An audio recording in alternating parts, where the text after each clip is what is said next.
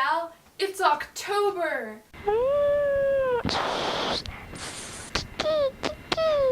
You know what that means? That means you usurped Top-Tember from me. So I guess I'm just doing a regular book review this week then. This camera quality is the worst thing that you can possibly imagine. You know why? Because it is October and it is dark all the time, and if I sit in my normal spot, you can't see my face, so you're gonna have to deal with this potato thing that's happening, this cabbage effect. Anyway, the book I'm reviewing this week is The Scorpio Races by Maggie Stiefvater, which I also foolishly returned to the library, so we're using our imaginations a bit. The premise of this book is flesh-eating water horses, so that's a bit strange, but it's done really well. Basically, the water horses all come to this one island in November, and then people choose to race them.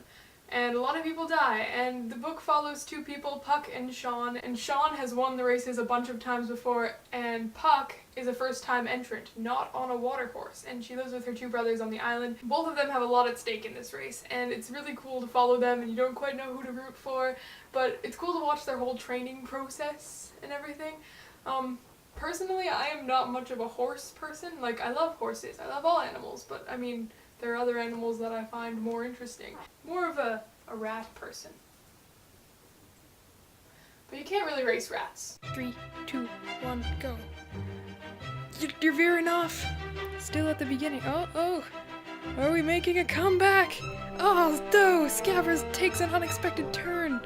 Okay, I guess we have no winner. I think the writing style definitely made it with this book. Like, there's so many ways this kind of a premise could have been done wrong, but it's Maggie Stiefvater, and she's really good at handling her characters and her settings.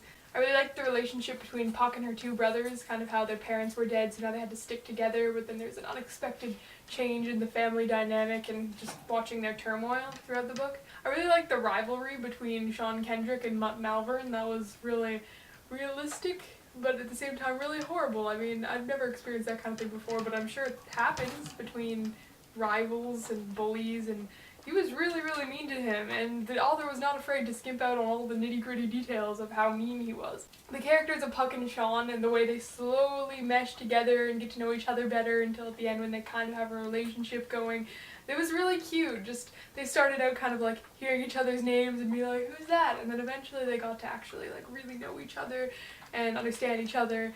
I thought that probably the coolest aspect of this book is that there's the two main characters and both of them have equally important reasons for wanting to win.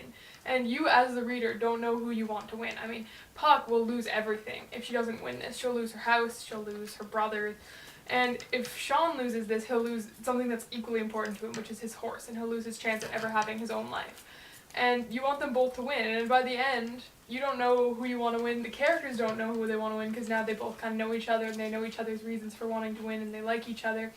And it's just a big, I don't even know what I want out of this race. And the ending race is super dramatically well done. Just the pacing of it is really nice, and you don't even know who you want to win. The setting of the island is really weirdly alluring. Like, it's an island where flesh-eating horses come and devour the land and kill everyone, and yet at the same time it's like really homey.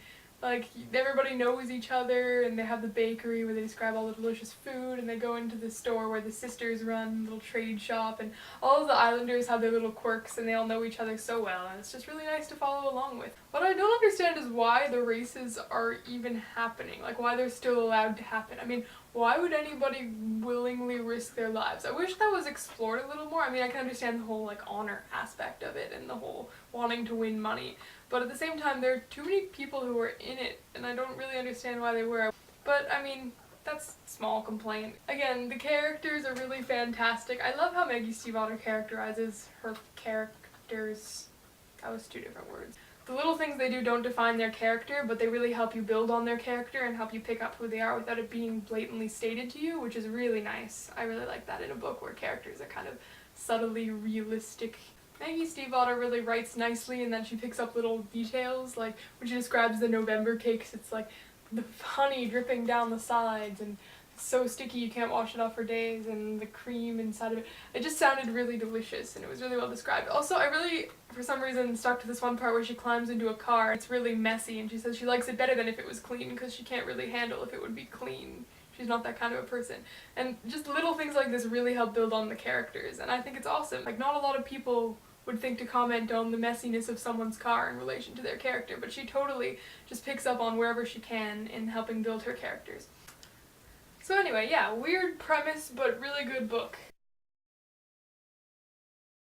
Did you win the race, Puka?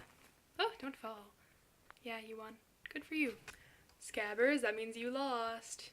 How can you protect Crom if you can't protect yourself? Yeah, you run away.